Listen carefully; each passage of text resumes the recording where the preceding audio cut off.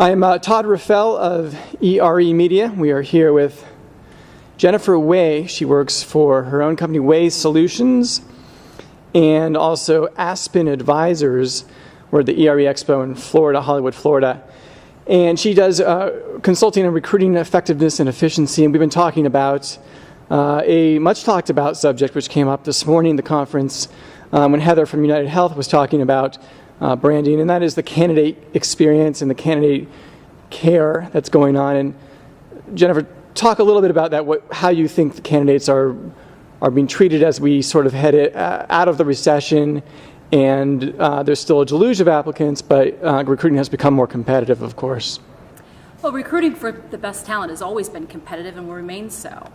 But I think we've been lured in with this economy into believing that some things that maybe have been core have kind of fallen by the wayside. And I think candidate care is one of those things.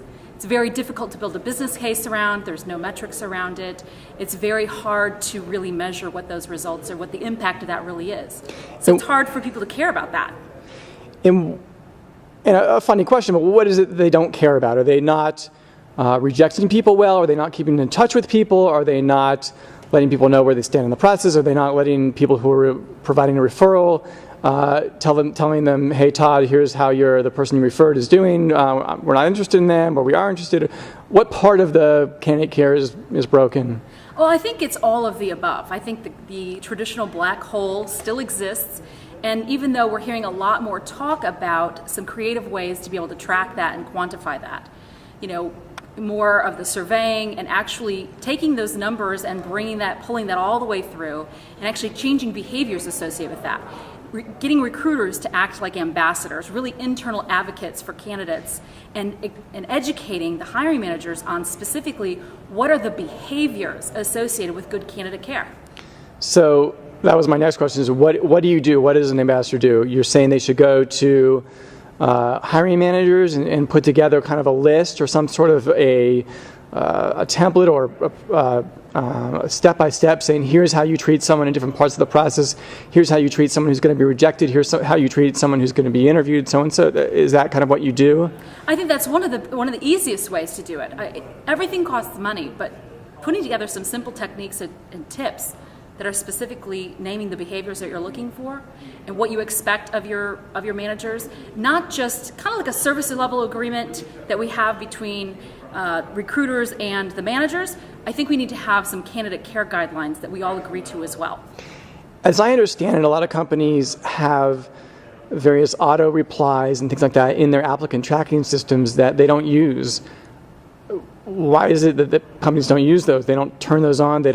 Are they not interested in candidate experience? Are they not sure how to use them? Is there a reason that people aren't making the most of the tools that they have? I think there is, and I think it's about being able to speak to it in a true business sense. If you can't identify why they should care as an organization about candidate care, it's very hard to get them to change behaviors or even implement small things that we already have in place that they could easily turn on. I think it's just hard for them to understand why they should care. Now, social networking and social media has really changed that in some regards. I think there's a power shift happening. There's a change in balance. We're being held more accountable. Things are more transparent. And as the hiring process becomes more and more transparent, organizations are waking up to the fact that they're going to have to do something different.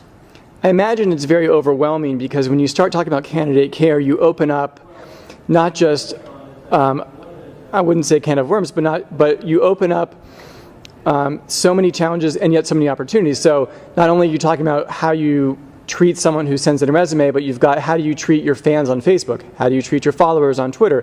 How do you treat someone who asks you a question on LinkedIn and LinkedIn answers? There's so many ways I could keep going on and on. How do you respond on Glassdoor? I mean, there's so many things that I imagine would open up once you start thinking about this experience that it must be maybe overwhelming. Well, it can be, and I think you have to start small with what's right in front of you. What are the best 3 ways that you have today based on the volume that you're recruiting for, based on the positions that are available, and the types of candidate pools that you're working with? What's the most meaningful? Simple things, simple surveys, autoresponders, and so forth are things that can be done easily for very little money and very little energy and time. It's a matter of pulling that all the way through.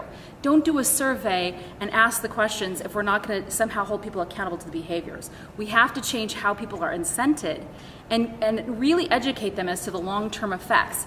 We're spending money on advertising. We're spending money on marketing. We're spending time and energy. We kind of understand the power of the social networking and social media, but how does all that come together? Yeah.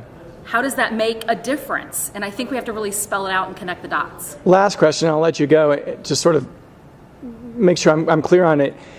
Is the problem that recruiters don't care, or is it that recruiters care but they haven't effectively communicated how important this is to hiring managers and gotten hiring managers to care? Well, I think it's a little bit of both. I think recruiters, in essence, do care. It's part of the makeup, I think, of the sales skills that go into making a recruiter great. But with being asked to do more and more with less and less, I mean, people are overwhelmed. Even in the state of this economy, we're clogging up our candidate pools with lots and lots of people who are applying to positions that they may or may not be qualified for. So I think it's about defining who it is that we're going to treat and what the parameters for those candidates might actually be, and then committing to small actions that we can take on a consistent basis to pull that all the way through the process. Got it. Thanks a lot and have a good rest of the conference. Thank you. I appreciate the opportunity.